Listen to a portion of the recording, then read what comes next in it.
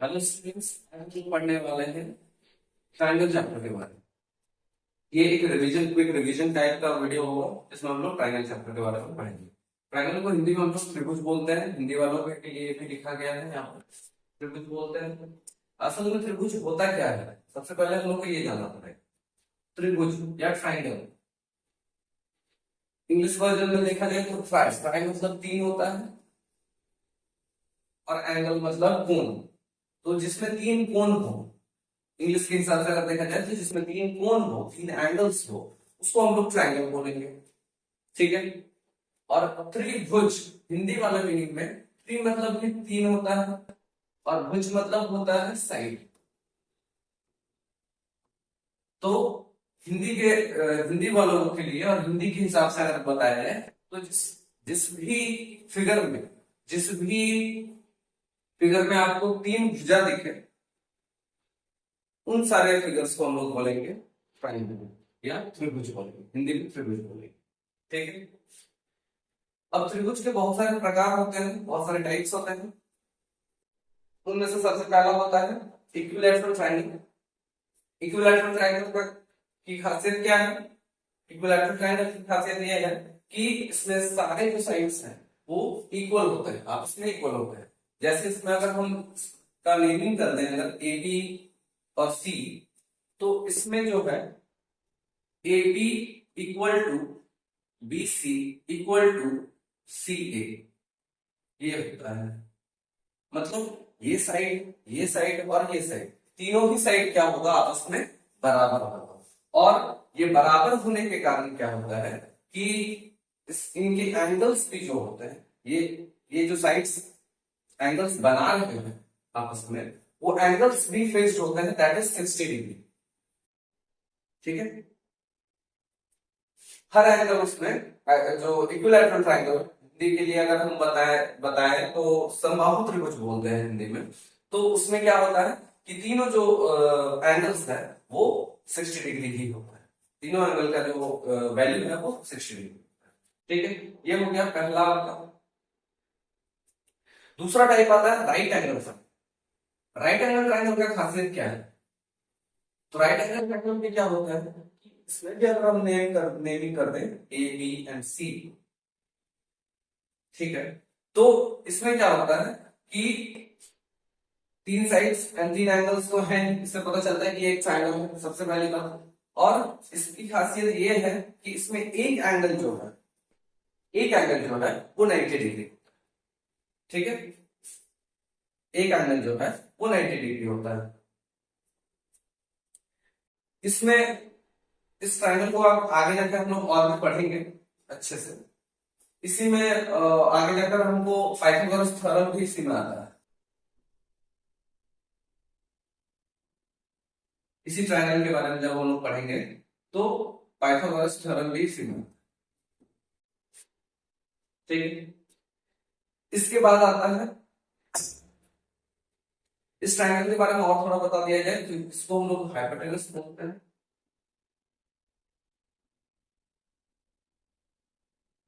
Hypotenuse, जिसको हिंदी में हम लोग कर्ण बोल देते हैं। ठीक है। ये तो खैर हाइट भी है, ऊंचाई बोल सकते हैं, और ये बेस बोल सकते हैं, इसको आधार बोल सकते हैं। ठीक है। अब तीसरा और लास्ट आखिरी जो ट्रायंगल का टाइप है उसमें है आइसोसेलेस ट्रायंगल, जिसको हिंदी में समद्विबाहु त्रिभुज।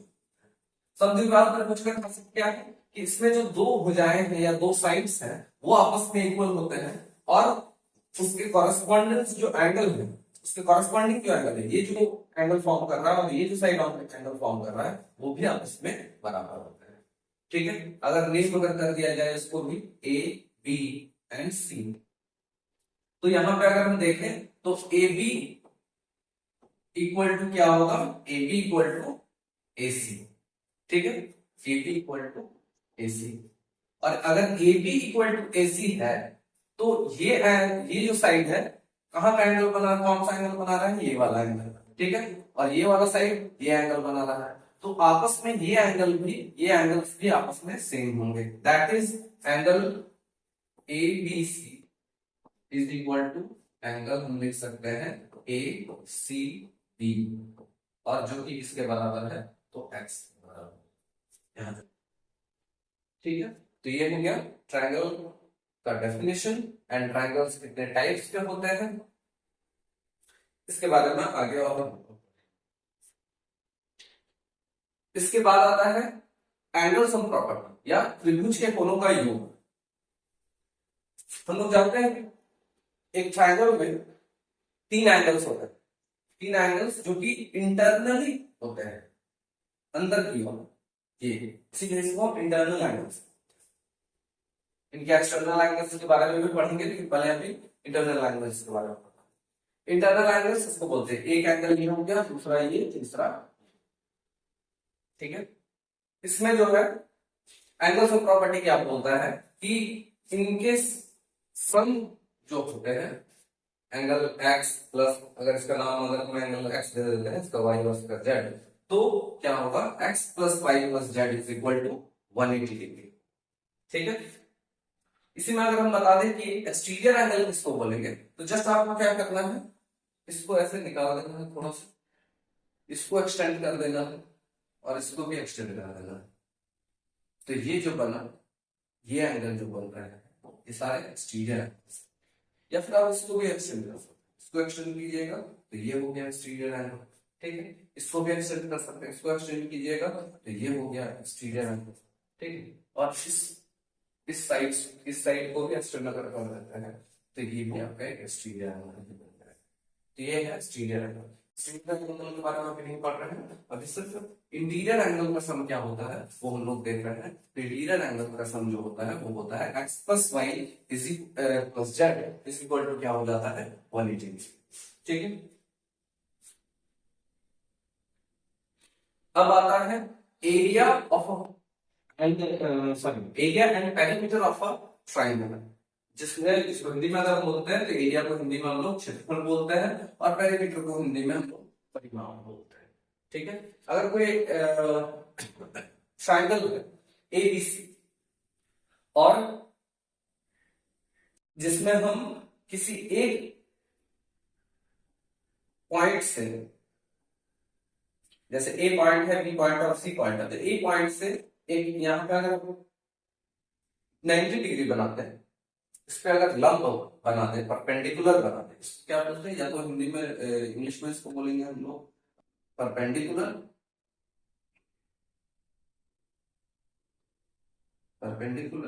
और हिंदी में बोलेंगे लंब। तो अगर हम किसी भी पॉइंट से उसके जिस भी वर्टेक्स से हम लोग दे रहे हैं, उसके वर्टेक्स के अपोजिट वाला जो साइड है उसमें अगर हम 90 डिग्री बना दे या परपेंडिकुलर बना दे तो ये हो जाता है इस ट्रायंगल का हाइट। ठीक है, तो दैट मींस कि अब बोलिए कि सिर्फ यही तो हाइट नहीं हो सकता है ना, क्योंकि हम फिर तो यहां से भी ऐसे हम खींच सकते हैं, यहां से इस वर्टेक्स से इसके अपोजिट साइड में जो है वहां पे 90 डिग्री बना सकते हैं, या जिसको हम परपेंडिकुलर बोलते हैं परपेंडिकुलर खींच सकते हैं, यहां से भी कर सकते हैं, है ना। तो ये भी होगा, तीनों इसका हाइट है, लेकिन जब तीनों हाइट होगा तब यहाँ पे जो बेस हम लोग ले रहे हैं, एरिया इक्वल टू क्या होता है इसका, सबसे पहले ट्रायंगल का area half into base into height, Hindi में बोलेंगे क्षेत्रफल बराबर हाफ इंटू आधार गुणे ऊंचाई। ठीक है, तो आप जैसे आप हाइट मान के ये अगर ले रहे हैं ए एम ले रहे हैं, एम ये अगर एन ये अगर ओ दे देते हैं ये स्पान तो एम अगर हम हाइट ले रहे हैं तो हमको आधार जो लेना होगा वो बीसी लेना होगा।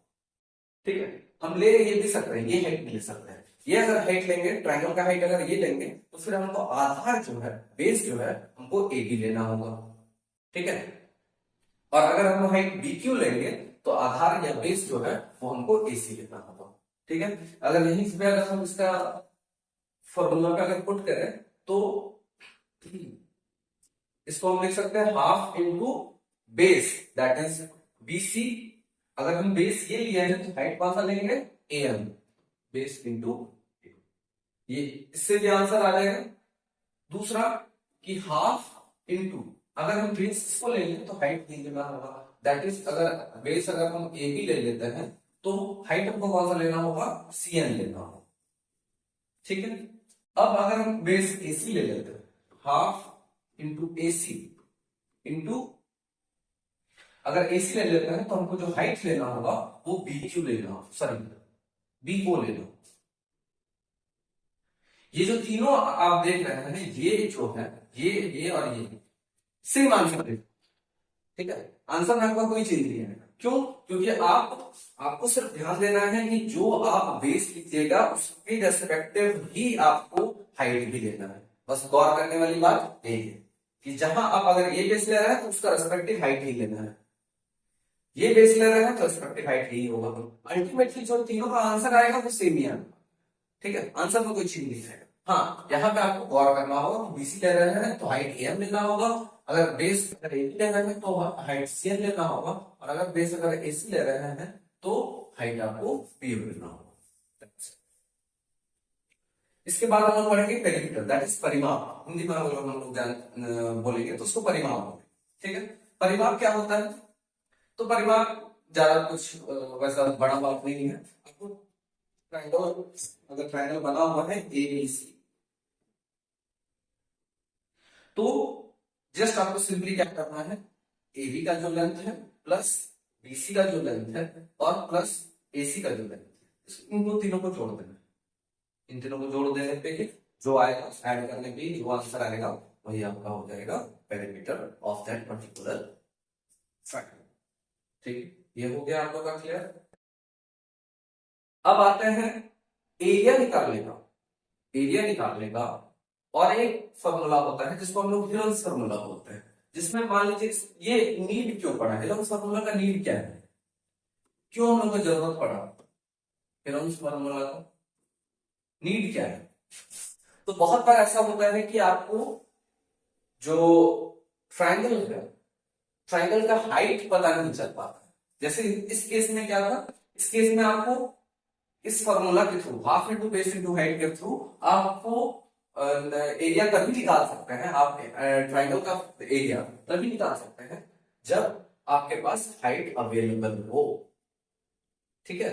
जब आपके पास हाइट अवेलेबल ना हो, बेस तो खैर आपका जो साइंस को है वो तो मिल ही जाता है, लेकिन हाइट अगर ना दिया, ठीक है, तो हाइट ना दिया हुआ हो तब हम लोग कैसे एरिया निकालेंगे, वही हेरोल्स का फॉर्मूला है।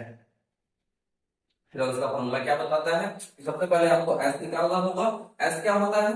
तो ए प्लस बी प्लस सी। अगर हम इस साइड को ए ले लेते हैं, इस साइड को बी ले लेते हैं एंड इस साइड को सी ले लेते हैं, ये वाला पूरा साइड ये अगर सी लेके इसको यहां से लेकर यहां तक बी ले लिए और यहां से लेकर यहां तक ए ले लिए, ठीक है। तो तीनों का सम करेंगे और उसको 2 से डिवाइड कर देंगे तो हम मेरा एस निकल जाएगा। इसको हम लोग बोल सकते हैं सिंपली पेरीमीटर का हाफ। पेरीमीटर निकाल के उसका हाफ कर देंगे तो एस निकल जाएगा। उसके बाद एरिया का फॉर्मूला क्या है, हेरोल्स फॉर्मूला के थ्रू, कि उसी एस को पहले रखें, पहले रूट अंडर, पूरा रूट हो जाएगा। रूट के अंदर क्या होगा, सबसे पहले एस होगा, वही जो पेरीमीटर का हाफ किए थे वो रहेगा, देन इनटू में रहेगा एस माइनस ए, फिर इनटू में एस माइनस बी और फिर इनटू में एस माइनस सी, ठीक है। फॉर एन एग्जांपल, अगर ये ट्रायंगल है, जैसे इसमें a इक्वल टू अगर 4 ले लेते हैं, b equal to 5 and c equal to 3 ले लेते हैं, तो इसको अगर हम सॉल्व करना चाहें तो क्या हो जाएगा, 4 प्लस 5 प्लस 3 बाय 2 हो जाएगा, ठीक है।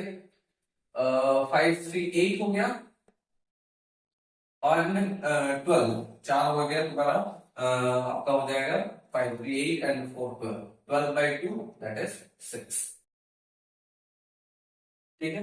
तो s इज इक्वल टू 6 आ गया। अब एरिया ऑफ ट्रायंगल क्या होता है, तो रूट अंडर, देन फिर s लेंगे, s की जगह पे अगर हम पुट कर दे, डायरेक्ट वैल्यू पुट कर दे तो 6 हो गया। अब 6 माइनस a क्या था 4, तो 4 ले लिए, फिर 6 माइनस फिर s माइनस b है, b क्या था 5 था, 5 ले लिए एंड फिर 6 माइनस c क्या है 3, तब हो गया रूट अंडर, ये 6 एज इट इज बाहर ही रहेगा, 6 माइनस 4 हो जाएगा आपका 2 और 6 minus 5 is equal to 1 and 6 minus 3 is equal to 3। इसको जब हम लोग मल्टीप्लाई करेंगे 6 इंटू 2 इंटू 3 दैट इज 6 से 12 हो गया, 12 दिया 36 हो गया 36, तो इसका आंसर हो जाएगा 6। अगर यहाँ अगर जो भी यूनिट लेंगे अगर सेंटीमीटर में लेंगे तो वो भी सेंटीमीटर में आएगा, मीटर में लेंगे तो वो मीटर में। ठीक है, इसको क्या गारंटी है कि ये सही किया है, तो इसका प्रूफ भी देख लेते हैं। इसी वजह से मैंने इसको क्या लिया है, इसको एक राइट एंगल ट्रायंगल लिया। ठीक है, इसको मैंने राइट एंगल ट्रायंगल इसलिए लिया है ताकि हम लोगों को आसानी से फिर इसका एरिया हम लोग half into base into height से भी निकाल सकते हैं। तो अगर हम half into base into height करें तो हाफ इंटू बेस, बेस अगर इसको लेते हैं तो हाइट ये हो जाएगा, बेस अगर 3 लिए और हाइट हाइट दैट इज 4, ये कर लेते हैं तो 2 से ये चला जाएगा कितनी बार में, 2 बार में, इक्वल टू क्या हो गया 6। यहीं से प्रूफ मिल गया। ये रोल्स फॉर्मूला से भी हम लोग आंसर एरिया का जो आता है, ट्रायंगल का एरिया जो आता है वो हम लोग आसानी से निकाल सकते हैं। यहाँ पे 6 आया और यहाँ पे। ठीक है, और हीरोज फॉर्मूला सबसे पहला बात कि ये याद रखने वाली बात क्या है, हीरोज फॉर्मूला का नीड क्या है। हीरोज फॉर्मूला का नीड यही है कि जब आपको हाइट ना दिया हुआ हो, ट्रायंगल का हाइट ना दिया हुआ हो, तब आप कैसे किसी ट्रायंगल का एरिया निकालेंगे, वो हिडन फॉर्मूला के थ्रू ही आपको